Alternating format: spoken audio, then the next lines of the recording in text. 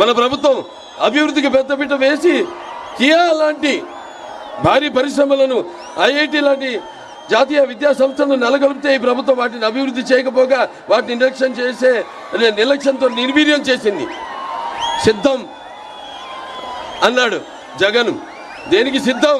బాబాయిని చంపేసి తల్లిని చెల్లిని గెట్టేసి బాబాయిని చంపిన నిందితులను కాపాడుతూ చెల్లికి ద్రోహం చేశావు. వారికి సమాధానం చెప్పడానికి సిద్ధమా? ప్రతి ఏటా జాబ్ క్యాలెండర్ ఇస్తానని నమ్మి బలికి కొత్తవి రాకపోగా ఉన్న పరిశ్రమలను వెళ్ళగొట్టి గంజాయికి బానిసలు చేసిన యువతకు సమాధానం చెప్పడానికి సిద్ధమా? అధికారంలోకి వచ్చిన వారం రోజుల్లో సిపిఎస్ రద్దు చేస్తామని హామీ ఇచ్చిన ఉద్యోగులకు సమాధానం చెప్పడానికి సిద్ధమా?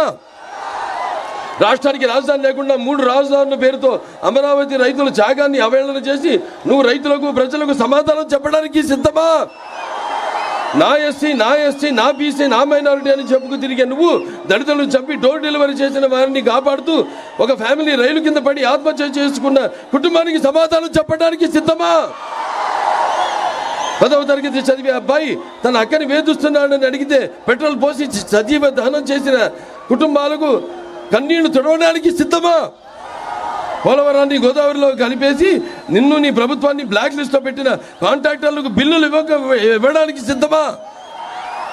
వ్యవసాయ శాఖను మూసేసి రైతుల అప్పులలో ఆత్మహత్యల్లో దేశంలో ప్రథమ స్థానంలో నిలిపిన నువ్వు రైతులకు న్యాయం చేయడానికి సిద్ధమా?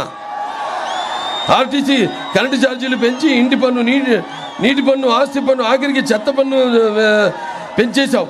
ఈ పన్నులు తగ్గించడానికి నువ్వు సిద్ధమా? మాయలు మోసాలకు మళ్ళీ సిద్ధమా? అరాచకాలకు అక్రమాలకు మళ్ళీ సిద్ధమా? రాబోయే 100 ఏళ్ల నాటి ప్రజలకు దొరకకుండా ఇసుక పాత్రలు తవ్వడానికి మళ్ళీ సిద్ధమా? లేకపోతే ఈ చీప్ లిక్కర్తో జే బ్రాండ్ మద్యాన్ని వరదలుగా భావిస్తూ మరో 1,00,000 కోట్ల దోపిడీకి మళ్ళీ సిద్ధమా? ఈ ప్రభుత్వం తయారు చేయించిన కల్చి మద్యాన్ని తాగించి వేల లక్షల మంది ఆడపడుచులు తాలి బొట్లను తెంచడానికి మళ్ళీ సిద్ధమా? సిద్ధం పేరుతో ప్రభుత్వం ధనం 1,600 కోట్లతో హోల్డింగ్ ఏర్పాట. ఈ నిధులను పెడితే అన్నమయ్య డ్యామ్ గేట్లు వచ్చేసేవి.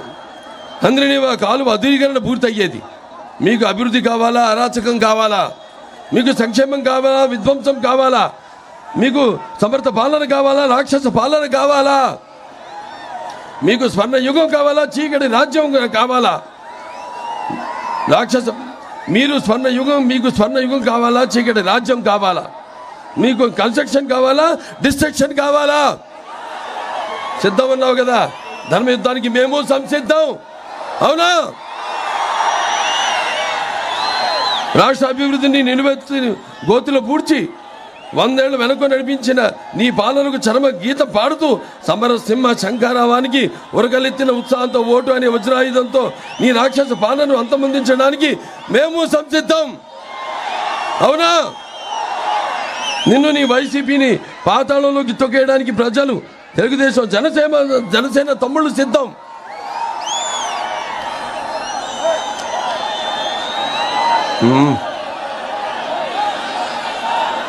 సోదరుడు పవన్ కళ్యాణ్, మనం ఒకటయ్యాము. మాట కలిసింది, మనసు కలిసింది, పదం కలిసింది, భుజం కలిసింది. మన ఇరువురి సంఘటిత శక్తిని అడ్డుకునే శక్తి ఎవరికి లేదు లేదు లేదు. తెలుగుదేశం జనసేన కలయిక ఒక నిప్పుల ఉప్పెన. తెలుగుదేశం జనసేన అరాచకాన్ని నిర్మూలించే ఒక అగ్నిపర్వత విస్ఫోటం. అక్రమాల అరాచకాల రాక్షస రూపాన్ని కూలగొట్టే ఒక పాశుపతాస్త్రమే. చివరిగా ఒక మాట చెప్తున్నాను. ఓటరన్నా నువ్వు ఇప్పటిదాకా నమ్మి ఎక్కింది వైసీపీ అనే కొయ్య గుర్రాన్ని. నిన్ను మాయ చేసి మభ్యపెట్టి అటు ఇటు ఊపిందే కానీ అభివృద్ధి చేయలేదు. తెలుగుదేశం జనసేన కలయిక వాయు మనోవేగాలతో పరుగులు తీసే పంచకళ్యాణి గుర్రం. అది నిన్ను సంక్షేమ రాజ్యంలో చేరుస్తుంది.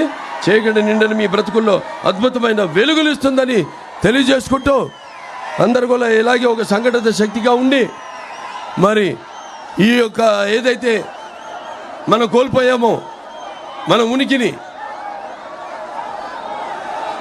దాన్ని మళ్ళీ మన రాష్ట్రానికి పునర్వైభవం తీసుకురావాలని మళ్ళీ మనమంతా సువర్ణాక్షరంతో ఈ ఉద్యమంలో చరిత్రలో లిఖించబడేలా ఒక స్వర్ణ యుగాన్ని మనం సృష్టించుకోవాల్సిన బాధ్యత మన ప్రతి ఒక్కరి భుజ స్కంధాలమై ఒక అందరూ పౌరులుగా అది ఉందని మీ అందరూ తెలియజేసుకుంటూ నేను సెలవు తీసుకుంటున్నాను.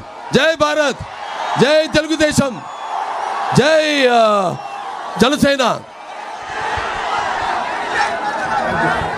ఇప్పుడు